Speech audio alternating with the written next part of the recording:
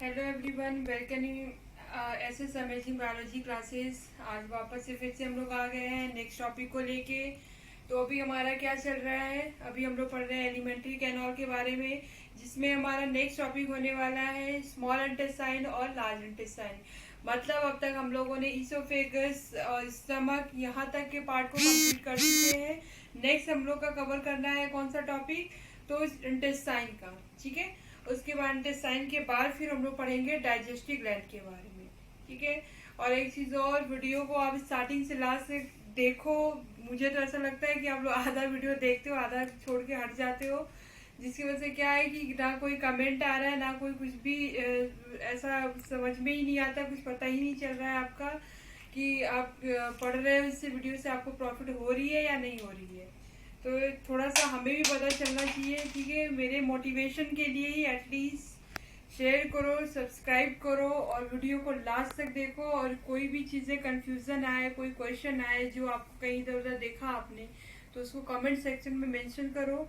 उसके बाद ताकि हमें भी लगे कि हाँ, आप घर पे बैठ के पढ़ाई कर रहे हो। ठीक है, तो चलो इसी के साथ स्टार्ट करते हैं। टॉपिक कौन सा, तो अभी हमें पढ़ना है नेक्स्ट टॉपिक इंटेस्टाइन के बारे में। ठीक है, इंटेस्टाइन एलिमेंट्री कैनॉल के बारे में पढ़ रहे हैं। ठीक है, तो उसके बाद लास्ट यहाँ पे टॉपिक हम लोग डिस्कस करने वाले हैं इंटेस्टाइन के बारे में, जिसमें कि हमारा दो पार्ट होता है इंटेस्टाइन का। कौन कौन सा, तो लार्ज इंटेस्टाइन और स्मॉल इंटेस्टाइन। ठीक है, यहाँ करते हैं स्मॉल इंटेस्टाइन और उसके बाद लार्ज इंटेस्टाइन।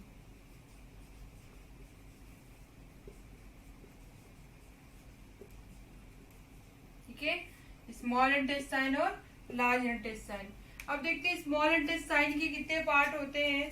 तो सबसे पहले स्मॉल इंटेस्टाइन के बारे में देख लो। देखो, इंटेस्टाइन क्या होता है कि अभी तक हमने पढ़ा स्टमक के बारे में कि स्टमक क्या होता है। एक रफली स्ट्रक्चर यहाँ पे देखते हैं, क्योंकि बायो ऐसा चीज है कि बिना फिगर को आपको कुछ भी समझ में आने वाला नहीं है। ये ईसोफेगस का एरिया है, तो हमने ये देखा कि जे शेप में बैग लाइक स्ट्रक्चर क्या था, स्टमक था, जो कि सबसे वाइडेस्ट पार्ट होता है एलिमेंट्री कैनॉल में। उसके बाद जो ये सी शेप में या जे शेप में जो स्ट्रक्चर होता है, यहाँ से ये क्या है, यहाँ से लेके ये सारे फोल्डेड स्ट्रक्चर जो होते हैं वो किसके होते हैं, तो वो होते हैं इंटेस्टाइन पार्ट। ठीक है, small intestine then large intestine. ठीक है, तो कुछ इस तरह से होते हैं एरिया, जहाँ से आपको जनरली देखना है इंटेस्टाइन पार्ट के बारे में। एक रफली डायग्राम है जिससे आपको चीजें क्लियर हो कि किसके बारे में आप पढ़ रहे हो। तो यहाँ तक हम पढ़ चुके हैं स्टमक के बारे में। देखो, स्टमक का जो एंडिंग पार्ट होता है इसको क्या बोलते हैं, पाइलोरिक। ठीक है, तो पाइलोरिक स्टमक की एंडिंग पार्ट और उसके बाद स्मॉल इंटेस्टाइन का जो है वो ओपनिंग पार्ट, ये क्या होता है, इसी पार्ट को बोला जाता है ड्यूडेनम। ठीक है, तो मतलब यहाँ से ऊपर क्या हो गया, ये सारा ये हो गया आपका स्टमक का पार्ट। यहाँ से नीचे ये सारे क्या हो जाएंगे, ये हो जाएंगे आपके इंटेस्टाइन की पार्ट। तो यहाँ पे देख लेते हैं कि स्मॉल इंटेस्टाइन को मेजर 3 पार्ट्स में डिवाइड किया गया है। तो फर्स्ट यहाँ पे क्या है आपका ड्यूडेनम, जेजिनम, देन क्या होता है इलियम। ठीक है, ये 3 पार्ट्स में इनको डिवाइड किया गया है। तो स्मॉल इंटेस्टाइन के बारे में सबसे पहले देख लेते हैं। देखो, स्मॉल इंटेस्टाइन का पार्ट ये है, इसके बाद लार्ज इंटेस्टाइन आता है जिसके 3 पार्ट्स होते हैं। कौन कौन से, तो यहाँ कर लेते हैं कि इनका फर्स्ट आता है आपका, जैसे इलियम के बाद इनका आ जाएगा सिकम, फिर आएगा कोलन, देन आता है आपका रेक्टम। ठीक है, ये 3 पार्ट्स यहाँ पे होते हैं। तो सबसे पहले हम लोग डिस्कस करते हैं स्मॉल इंटेस्टाइन के बारे में, जिसमें हम लोग ड्यूडेनम के बारे में देखते हैं।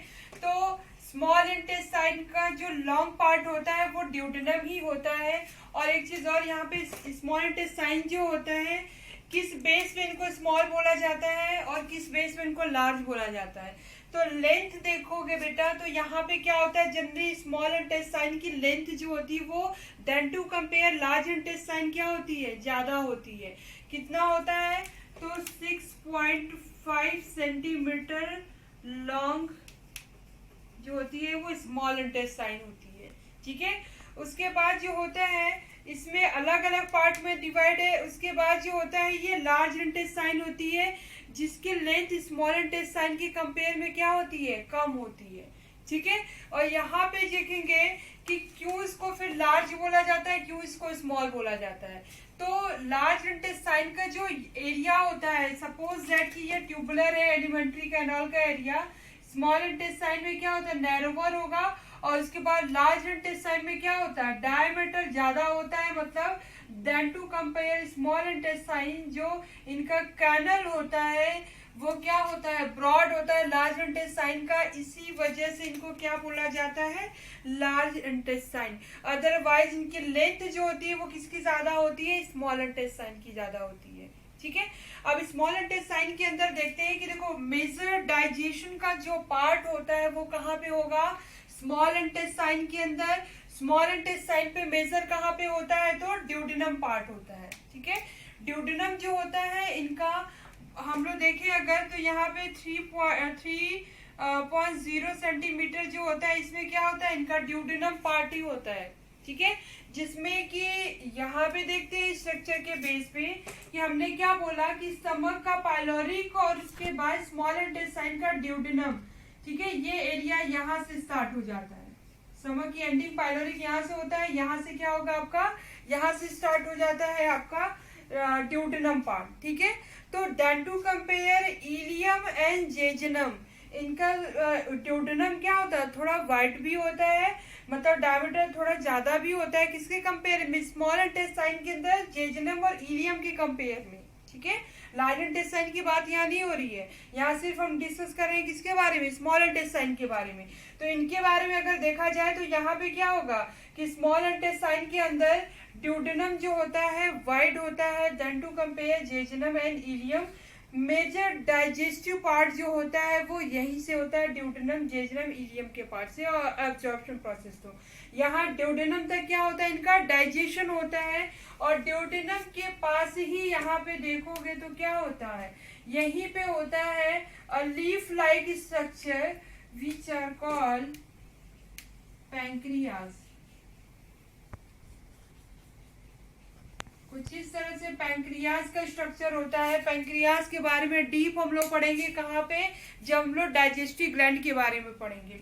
अभी हम लोग पढ़ रहे हैं किसके बारे में, स्मॉल इंटेस्टाइन के बारे में। तो ये ड्यूडेनम एरिया होता है जहाँ की आपका जितने भी डाइजेस्टिव एंजाइम, चाहे वो पैंक्रियाटिक जूस हो या फिर लीवर से जो एंजाइम आते हैं, जो जूसेस आते हैं, वो सारे ड्यूडेनम के पास ही एंटर होते हैं स्मॉल इंटेस्टाइन के अंदर, और फूड के साथ मिक्सअप होने के बाद यहाँ पे फूड का नेचर चेंज हो जाता है। और कौन सा नेचर होता है, alkaline nature, slightly basic nature are show in the small intestine. And इससे पहले हमने क्या पढ़ा था कि स्टमक के अंदर फूड का नेचर क्या था, एसिडिक नेचर था।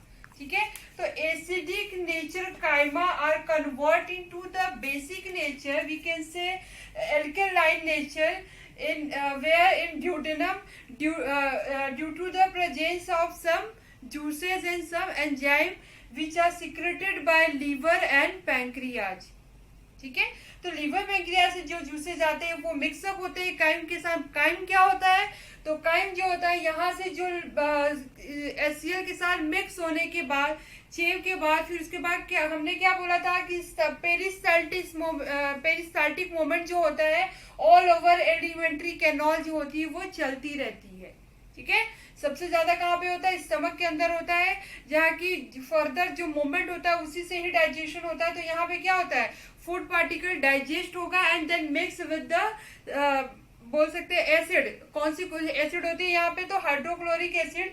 तो देखो हाइड्रोक्लोरिक यहाँ पे प्रेजेंट होता है, इसी वजह से स्टमक का जो पीएच होता है लेवल वो भी क्या होता है, बहुत ही कम होता है। ठीक है, कितना होता है, 1.5 होता है, जिसके बारे में हम पढ़ेंगे अभी आगे। तो पीएच कम होना, देखो पीएच स्केल आपने पढ़ा होगा केमिस्ट्री में, अगर नहीं भी पढ़ा होगा तो इतना तो पता होगा कि अगर 7 पॉइंट है किसी पीएच स्केल के ऊपर, 7 से नीचे जितना जाओ वो मोर एसिडिक होते हैं, और उसके बाद 7 से ऊपर जितना जाओगे, जितना ऊपर इवन 14 तक, एक लेवल डिसाइड 14 तक जाओगे तो वो उतना ही ज्यादा बेसिक होता है।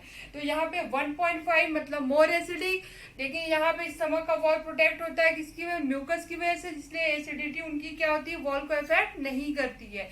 फिर इसके बाद वही एसिड मिक्स होता है फूड के साथ जो कायमा बनाता है, वही कायमा जो यहाँ आता है ड्यूडेनम के पास, जैसे ही ड्यूडेनम में एंटर होगा फूड का नेचर चेंज हो जाता है, एल्केलाइन नेचर में कन्वर्ट हो जाता है, जो कि किसकी वजह से होता है, गैस्ट्रिक जूस और उसके बाद पैंक्रियाटिक जूस की वजह से।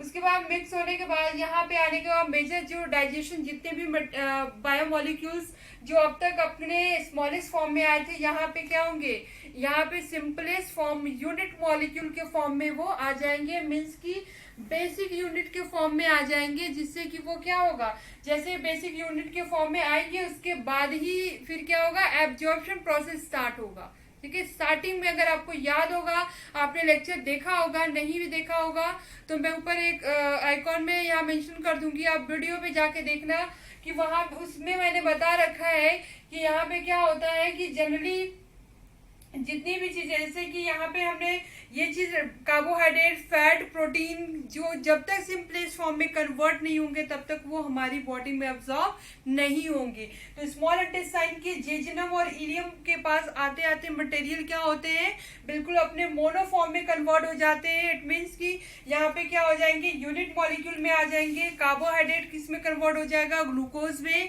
प्रोटीन किस में कन्वर्ट हो जाएंगे, अमीनो एसिड में, एंड फैट कन्वर्ट हो जाएगा फैटी एसिड एंड ग्लिसराइड में, मोनोग्लिसराइड में।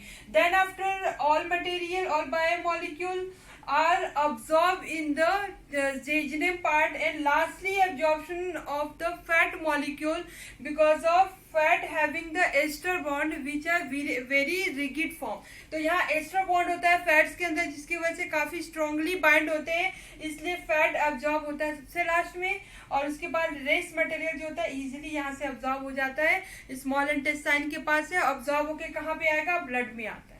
ठीक है, उसके बाद जेजुनम से अब्जॉर्प्शन होगा, फिर इलियम से होता है, इलियम में सबसे लास्ट होता है फैट का अब्जॉर्प्शन, और बाकी प्रोटीन, कार्ब्स एंड मिनरल ये सारी चीजें यहीं पे स्मॉल इंटेस्टाइन में ड्यूडेनम एंड जेजुनम के पास से अब्जॉर्ब हो जाते हैं।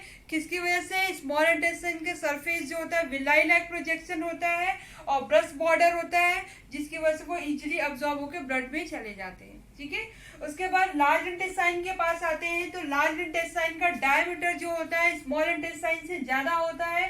सीकम की बात करें तो सीकम क्या होता है, इन तीनों में लेंथ सीकम की ज्यादा होती है, सीकम में वाइडनेस भी ज्यादा होता है। सीकम के अंदर एक मतलब बोल सकते हो कि वाइड होता है और कैनॉल लाइक स्ट्रक्चर होता है, लेकिन कहीं एक बोल सकते हो कि बल्ब के फॉर्म में डाउन साइड में एक बैग लाइक स्ट्रक्चर फॉर्म करता है, जिसको क्या बोला जाता है, वर्मी फॉर्म अपेंडिक्स। ठीक है, जो कि वेस्टिजियल फॉर्म में होता है, जिसका हमारे बॉडी में कोई रोल नहीं है। ठीक है, एज अ वेस्टिजियल फॉर्म में प्रेजेंट होता है। In case any food particle are entered into the appendix, then after क्या होता है, स्टमक पेन होना स्टार्ट होता है, वोमिट स्टार्ट होता है, जिसको हम लोग क्या बोलते हैं, अपेंडिक्स को। सिंपल सी प्रोसेस होता है कि अपेंडिक्स वेस्टिजियल फॉर्म में होता है, इसीलिए डॉक्टर्स क्या करते हैं, उसको बॉडी से रिमूव कर देते हैं। ठीक है, उसके बाद और ये क्या होता है, बल्ब के फॉर्म में एलिमेंट्री सीकम पार्ट थोड़ा सा नीचे आने की वजह से ये एरिया होता है जनरली। देखो मैंने थोड़ा सा ड्रॉ किया भी है यहाँ पे, तो ये एरिया होता है। तो यहाँ पे क्या हो, जब बल्ब के फॉर्म में कोई चीज नीचे है तो उसको डाउन फोर्स नहीं मिलेगा, तब तो वो फूड पार्टिकल ऊपर नहीं आएगा। तो जिसकी वजह से क्या होता है, कोई भी फूड पार्टिकल जाने के बाद वहां डे बाय डे वो धीरे धीरे क्या होता है, वो वहीं पे पॉइजनस होने लगता है। तो इसी वजह से बोलते हैं कि स्टमक अपेंडिक्स अगर फटेगी, रैप्चर होगी, तो सारे मटेरियल पॉइजन जो होंगे वो डिस्ट्रीब्यूट होंगे, जिसकी वजह से लास्ट पोजीशन क्या होता है, डेथ होता है। ठीक है, उसके बाद सीकम के बाद आते हैं कोलन। कोलन भी देखो पेरिस्टाल्टिक मूवमेंट ये पूरी प्रोसेस में होगा, तभी आपका अनडाइजेस्टेड मटेरियल भी आगे पास होते हैं। तो लार्ज इंटेस्टाइन में डाइजेशन का कोई रोल नहीं होता है, यहाँ पे अब्सॉर्ब होते हैं सिर्फ और सिर्फ वाटर मॉलिक्यूल। बाकी सारे मिनरल्स जो होते हैं वो कहाँ पे और बायोमोलिक्यूल कहाँ पे अब्सॉर्ब हो रहे हैं, तो स्मॉल इंटेस्टाइन के अंदर जेजुनम और इलियम के पास मोस्टली आपके बायोमोलिक्यूल्स अब्सॉर्ब होते हैं। लास्टली जो होता है आपका लार्ज इंटेस्टाइन के पास जो कायम आता है उसमें से वाटर मॉलिक्यूल जो होता है वो अब्सॉर्ब होता है कहाँ पे, सीकम के पास से। ठीक है, तो वाटर अब्सॉर्ब होके चला जाएगा। उसके बाद जो अनडाइजेस्टेड वेस्टिजियल लार्ज मॉलिक्यूल होते हैं जो कि वेस्ट फॉर्म में होते हैं, बॉडी से हम उसको पास आउट करते हैं, किसके थ्रू, रेक्टम के थ्रू। ठीक है, this all about your intestine part. तो यहाँ पे हमने डिस्कस किया स्मॉल इंटेस्टाइन, लार्ज इंटेस्टाइन में ड्यूडेनम, जेजुनम, इलियम और उसके बाद सीकम, कोलन, रेक्टम के बारे में। ठीक है, जो कि स्टमक के बाद का ये ट्यूबुलर कैनॉल स्ट्रक्चर होता है। और उसके बाद सबसे लास्ट पोर्शन जो होता है एलिमेंट्री कैनॉल का, वो क्या होता है, रेक्टम होता है। ठीक है, तो यहाँ से हमारे ये टॉपिक कंप्लीट होता है।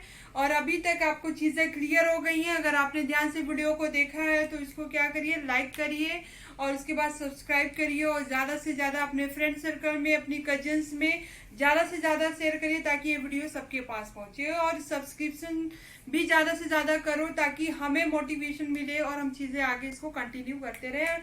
और टॉपिक से रिलेटेड जो होता है वो वीडियो ले आए, क्वेरी भी आप डालो ताकि मुझे लगे कि आप पढ़ाई कर रहे हो। ठीक है, तो हर टॉपिक से रिलेटेड आपको जो भी चीजें अगर आप बोल सकते हो कॉन्सेंट्रेट होकर देख रहे हो तो आपकी चीजें में कहीं ना कहीं कोई डाउट आएगा तो उसको आप मेंशन करते रहो कि ये चीजें क्लियर करना है, या कोई और डीप में कुछ पढ़ना है तो भी आप मेंशन कर सकते हो। ठीक है, तो आज के लिए इतना ही रखते हैं, मिलते हैं नेक्स्ट वीडियो में। Thank you.